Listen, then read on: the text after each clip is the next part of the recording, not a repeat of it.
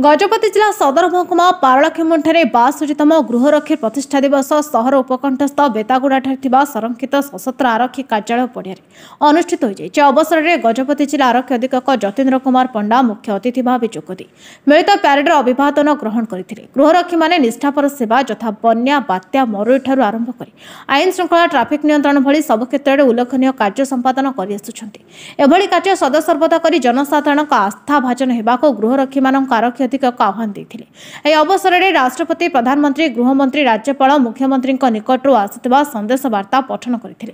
कार्यक्रम शेष में उल्लेखनीय कार्य करथिबा गृहरक्षी को पुरस्कृत करा जायथिला। सर कौन कह आज जो कार्यक्रम करागला एवं गृहरक्षी मान जो भाया फैसिलिटी बर्तमान मिलूची तो तापर कौन कह आज 62तम गृहरक्षी एवं सिविल डिफेन्स रो रेजिंग डे थिला। प्रति वर्ष भली डिसेम्बर 6 तारिख रे ए वर्ष मध्य से आज उत्सव पालन करा जाउची। एही दिन रे गृहरक्षी और सिविल डिफेन्स बाहिनी प्रतिष्ठा करा जायथिला। गृहरक्षी माने पुलिस को साइड बाय साइड सबु बेले सबु प्रकार ड्यूटी रे से माने सहायता करूछंती। गृहरक्षी बिना पुलिस विभाग को चिंता करा जाय परिबो नाही, कारण पुलिस कर्मचारी जोटी अभाव रही से जगार स्थान पूरण करुछंती गृहरक्षी माने। ट्रैफिक ड्यूटी ठू आरंभ करी नाइट पेट्रोलिंग कहतु किंबा कोनोसी लॉ एंड ऑर्डर सिचुएशन रे सहायता करबा कहतु सबुरे गृहरक्षी माने एक अपरिहार्य अंग भलिया पुलिस विभाग सहित ताल ताल मिसे काम करुछंती। तेणु आज शुभ अवसर रे मु समस्त गृहरक्षी एवं सेमान परिवार वर्ग को अनेक शुभेच्छा एवं अभिनंदन जनाउछि।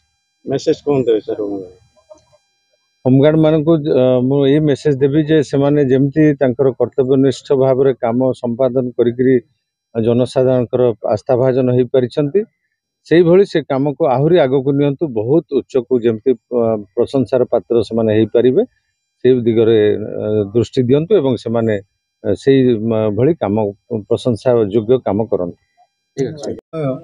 देशर समस्त राज्य सरकार मानकू एक स्वेच्छासेवी अनुष्ठान गठन पाई आदेश देते। 1962 मसीहा भारत चीन युद्ध पर उपजिथिबा जरूरीकालीन परिस्थिति पर समस्त राज्य और केंद्र शासित अंचल रे मुख्य शासन सचिव मानकू force multiplier and implementing the passive defence measures.